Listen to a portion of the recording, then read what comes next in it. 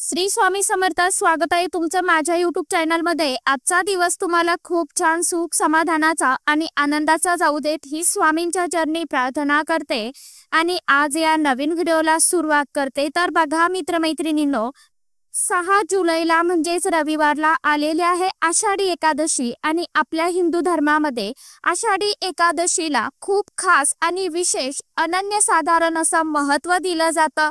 त्याचबरोबर हा दिवस खूप मोठा आणि पवित्र दिवस मानला जातो। त्यामुळे या दिवशी उपवास देखील केला जात असतो। या आषाढी एकादशीच्या दिवशी भगवान विष्णुदेव हे शेषनागावरती योग निद्रेमध्ये जात असतात आणि योग निद्रेतून बाहेर येतात, ते म्हणजे कार्तिक एकादशीला। आणि या 4 महिन्याच्या काळात चातुर्मास असं देखील म्हटलं जातं। या आषाढी एकादशीच्या दिवशी व्रताला अनन्यसाधारण असं महत्त्व दिलं जातं। त्याचप्रमाणे या दिवशी आपण जर व्रत केलं तर आपल्याला वर्षातील सर्व म्हणजे 24 एकादशी व्रत केल्याचं पुण्यफळ जे आहे तर ते प्राप्त होत असतं। त्याचप्रमाणे धार्मिक दृष्टीने हा दिवस अत्यंत महत्त्वाचा मानला जातो। या दिवशी व्रतासोबतच आपण भगवान विष्णुदेवांच्या पूजेसोबतच काही प्रभावशाली उपाय आणि सेवा देखील केल्या जातात। तर आज या व्हिडिओमध्ये मी तुम्हाला असाच एक अतिशय अत्यंत प्रभावशाली आणि महत्त्वाचा उपाय सांगणार आहे।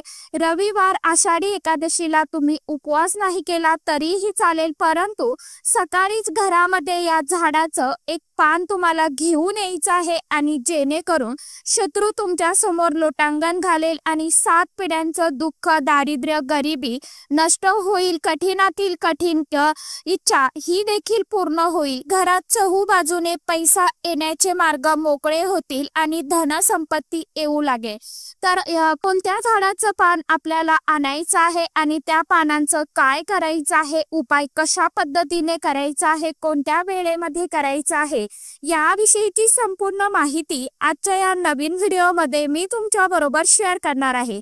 त्यामुळे तुम्ही हा व्हिडिओ स्किप न करता शेवटपर्यंत नक्की बघा। चॅनलवरती तुम्ही जर हा व्हिडिओ पहिल्यांदा बघत असाल तर चॅनलला आवर्जून सबस्क्राइब करा आणि असेच नवनवीन माहितीपूर्ण व्हिडिओ बघण्यासाठी समोरील बेल आयकॉनलाही प्रेस करा। त्यामुळे काय होईल, जेव्हा कधी मी नवीन व्हिडिओ अपलोड करेन तर सर्वात अगोदर त्याचे नोटिफिकेशन तुम्हाला मिळेल आणि तुम्ही एकही व्हिडिओ मिस करणार नाही। तर बघा माझ्या मित्रमैत्रिणींनो, मी तुम्हाला जो हा उपाय सांगणार आहे तर हा उपाय आपल्याला आषाढी एकादशीच्या दिवशी करायचा आहे।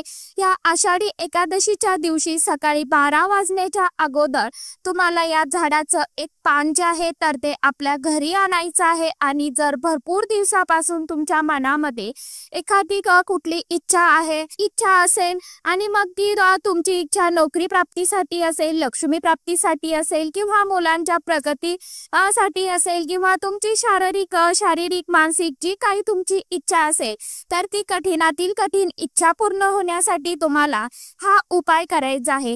कारण बऱ्याच वेळा आपल्या मनातील इच्छा पूर्ण करण्यासाठी आपण खूप प्रमाणात कष्ट, मेहनत, प्रयत्न करत देखील असतो, परंतु कधी कधी काय होतं, कितीही प्रयत्न केले, कितीही काबाड कष्ट केले तरीही आपल्या प्रयत्नांना यश मिळत नाही आणि आपल्या इच्छा ज्या आहेत तर त्या अपूर्णच राहतात। जेव्हा आपल्या कुंडलीतील ग्रह हे कमकुवत असतात त्यावेळी आपल्या प्रयत्नांना यश मिळत नाही आणि मग विशेष स्थितींवरती जर आपण काही सेवा केल्या, उपाय केले तर त्या उपायांमध्ये आपल्याला त्या दिवसांचं एक शुभ फळ जे आहे तर ते मिळत असतं।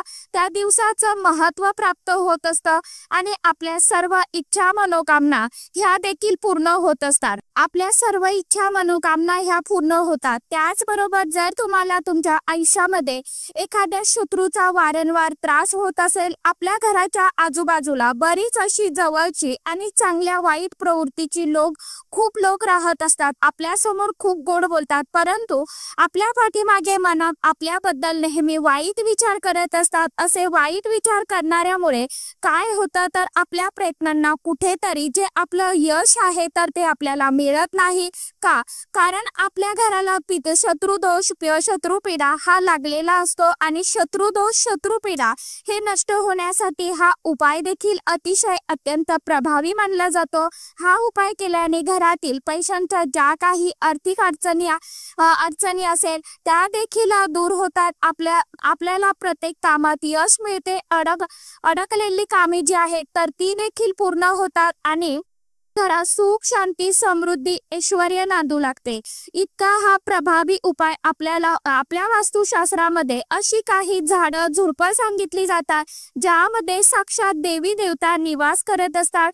त्या झाडांपैकी एक दैवी शक्ती असते आणि जेव्हा आपण त्या झाडाची पूजा करतो सेवा करतो त्याच्या संबंधित काही उपाय करतो त्या दैवी शक्तीची आपल्याला अखंड कृपा प्राप्त होत असते। आपल्या इच्छा कामना पूर्ण होतात। असेच एक दैवी शक्ती असलेलं झाड ते म्हणजे तुळस। तुळशीचं झाड जे आहे तर ते आषाढी एकादशीच्या दिवशी संबंधित आपण जे काही उपाय करतो ते खूप प्रभावी ठरत असतात। या उपायांचा आपल्याला खूप चटकन आणि खूप लवकर जे आहे फळ प्राप्त होते। आपल्या हिंदू धर्मात तुळशी मातेला अतिशय अत्यंत पवित्र वनस्पती मानली जाते आणि एकादशीचं व्रत हे तुळशीच्या पूजेशिवाय अपूर्ण मानलं जातं। जर आपण तुळशीची पानं ही भगवान विष्णुदेवांना अर्पण केली नाही तर त्यांची पूजा देखील ही अपूर्ण मानली जाते। इतकं महत्त्व या तुळशीच्या मंजिरीला आणि पानांना आहे दिलं जातं। तुळस ही भगवान विष्णुदेवांची अतिशय अत्यंत प्रिय आहे म्हणूनच तिला हरिप्रिया या नावाने देखील ओळखलं जातं। जेव्हा आपल्या घरात तुळस राहते त्यावेळी आपल्या घरात सुख समृद्धी आणि शांती नांदत असते। आपल्या घरातील नकारात्मक ऊर्जा नष्ट होऊन सकारात्मक ऊर्जा ही निर्माण होते। तुळशीच्या रूपामध्ये साक्षात माता लक्ष्मी वास करत असते आणि म्हणूनच आपल्या तुळशीच्या पानांचा हा उपाय करण्यासाठी आपल्याला एक तुळशीचं पान लागणार आहे। एकादशीच्या दिवशी तुळशीचं पान तोडलं जात नाही म्हणून हा उपाय करण्यासाठी तुम्हाला आदल्या दिवशीच तुळशीचं पान तोडून ठेवायचं आहे किंवा तुळशीपाशी एखादं खाली जर गळालेलं पान गळून पडलेलं पान असेल तर ते देखील तुम्ही या उपायासाठी घेऊ शकता। उपाय करण्यासाठी तुम्हाला आषाढी एकादशीला सकाळी लवकर ब्रह्ममुहूर्तावरती उठायचं आहे। स्वच्छ स्नान करायचं आहे। त्यानंतर स्वच्छ कपडे परिधान करायचे आहे। आपल्या घरातील देवी देवतांचं नित्य सेवा पूजा अर्चा करून घ्यायची आहे आणि पांडुरंगाची मूर्ती असेल किंवा भगवान विष्णुदेवांची मूर्ती असेल तर त्या मूर्तीवरती पंचामृताने किंवा शुद्ध पाण्याने तुम्हाला अभिषेक करायचा आहे। फोटो असेल तर स्वच्छ पुसून काढायचा आहे। आपल्या देवघरामध्ये शुद्ध गाईच्या तुपाचा दिवा लावायचा आहे। तेलाचा दिवा लावतात। विष्णुदेवांना तुळशीपत्र पिवळी फुलं अर्पण करायची आहे। धूप दीप अगरबत्ती लावून तुम्हाला घरामध्ये वातावरण जे आहे तर ते प्रसन्न करायचं आहे। यामुळे भगवंत जे आहेत तर ते प्रसन्न होतात आणि त्यानंतर तुम्हाला हा जो उपाय आहे तर तो करायचा आहे। उपाय करण्यासाठी तुम्हाला एक तुळशीचं पान लागणार आहे। सर्वात प्रथम हे पान तुम्हाला स्वच्छ धुवून काढायचं आहे। एका वाटीमध्ये थोडंसं हळदी कुंकू घ्यायचं आहे। त्यामध्ये तुम्हाला थोडंसं गंगाजल किंवा गुलाबजल टाकायचं आहे। थोडंसं पाणी टाकायचं आहे आणि एक काडी घ्यायची आहे आणि या काडीने तुम्हाला त्या पानावरती तुमची जी काही इच्छा आहे तर ती लिहायची आहे। अगदी 2-3 शब्दामध्ये तुम्हाला अगदी शॉर्ट मध्ये ती इच्छा लिहायची आहे। जसे की तुम्हाला आर्थिक अडचणी असेल तर मग लक्ष्मी प्राप्ती धन प्राप्ती असं लिहू शकता किंवा शत्रूंचा त्रास होत असेल तर फक्त शत्रू तुम्हाला लिहायचा आहे। तुमची शारीरिक मानसिक इच्छा असेल तर तशी तुम्हाला इच्छा लिहायची आहे। मुलांची प्रगती होत नसेल तर मुलांची प्रगती असं तुम्हाला त्या पानावरती लिहायचं आहे।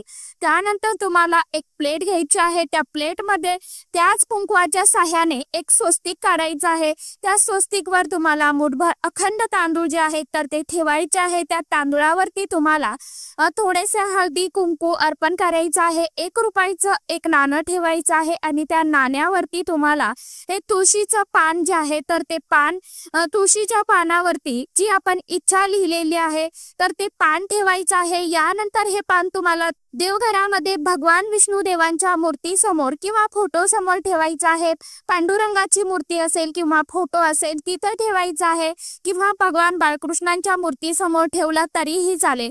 यानंतर त्या पानाला हळदी, कुंकू, अक्षदा, फूल अर्पण करायचं आहे. धूप दीप ओवाळून घ्यायचा आहे आणि तिथे बसून आपल्याला 108 वेळा ओम नमो भगवते वासुदेवाय नमः या षडाक्षर मंत्राचं पठण करायचं आहे. एक वेळा व्यंकटेश स्तोत्रम पठण करायचं आहे, एक वेळा श्री सुक्तम पठण करायचं आहे आणि यानंतर दोन्ही हात जोडून तुम्ही जी इच्छा त्या पानावरती लिहिलेली आहे ती इच्छा पूर्ण होण्यासाठी तुम्ही तिथे प्रार्थना करायची आहे आणि त्यानंतर भगवान विष्णू देवांना तुमची जी इच्छा सांगायची आहे. तर अशा पद्धतीने मनोभावे तुम्हाला प्रार्थना करून झाल्यानंतर संपूर्ण दिवसभर आणि रात्रभर हे पान तसंच तुम्हाला देवघरामध्ये ठेवायचं आहे. दुसऱ्या दिवशी सोमवार आहे तर मग सकाळी लवकर उठून स्नान करायचं आहे. लाल रंगाचा कपडा तुम्हाला घ्यायचा आहे. त्या कपड्यामध्ये तुम्हाला ते 1 रुपयाचं नाणं तसंच तुळशीचं पान जे आहे तर ते ठेवायचं आहे आणि तुम्हाला त्याला गाठ मारायची आहे आणि तुमची जी ही पोटली तयार झालेली आहे तर ती तुम्हाला तुमच्या घराची तुळस जी आहे तर त्या तुळशीच्या फांदीला बांधायची आहे. ही पोटली बांधल्यानंतर पुन्हा एकदा तुम्हाला मनोभावे तुमची इच्छा व्यक्त करायची आहे. पूर्ण होण्यासाठी माता लक्ष्मीला प्रार्थना करायची आहे. जोपर्यंत तुमची इच्छा पूर्ण होत नाही तोपर्यंत तुम्हाला ती पोटली तशीच झाडाला ठेवायची आहे. ज्यावेळी तुमची इच्छा पूर्ण होईल त्यावेळी ती पोटली तुम्हाला सोडून वाहत्या पाण्यामध्ये प्रवाहित करायची आहे. तसेच जेव्हा तुम्ही दररोज तुळशीची पूजा करता त्यावेळी तुळशी मातेला जल अर्पण करता त्यावेळी इच्छा आपली वारंवार तुम्हाला व्यक्त करायची आहे, सांगत राहायचं आहे. बघा, या दिवशी जर आपण अशी इच्छा लिहून हे पान जर भगवान विष्णू देवांना अर्पण केलं आणि भगवान विष्णुदेव ती इच्छा जर आपण सांगितली तर नक्कीच आपली जी काही इच्छा आहे तर ती पूर्ण होते. भगवान विष्णू देवांचा कृपा आशीर्वाद आपल्याला मिळत असतो. तर असा हा अतिशय अत्यंत प्रभावी उपाय तुम्हाला आषाढी एकादशीच्या दिवशी आवर्जून करायचा आहे. उपाय अगदी साधा सोपा उपाय आहे. तुम्ही नक्की करून बघा, तुम्हाला याचा लाभ जो आहे तर तो होईल. तर सांगितल्याप्रमाणे उपाय जास्तीत जास्त करण्याचा प्रयत्न करा. ज्यांना शक्य आहे त्यांनी सकाळी करा, ज्यांना नाही शक्य झालं त्यांनी सायंकाळी रात्री 12 वाजेपर्यंत उपाय केला आणि सेवा केली तरी देखील चालणार आहे. तर चला, आजच्या व्हिडिओमध्ये इतकीच माहिती होती. कशी वाटली नक्की सांगा. व्हिडिओ आवडला तर चॅनलला आवर्जून लाईक, शेअर, सबस्क्राईब जरूर करा. परत भेटूया नवीन माहितीसोबत, नवीन व्हिडिओसोबत. तोपर्यंत सर्व माझ्या यूट्यूब परिवाराला श्री स्वामी समर्थ.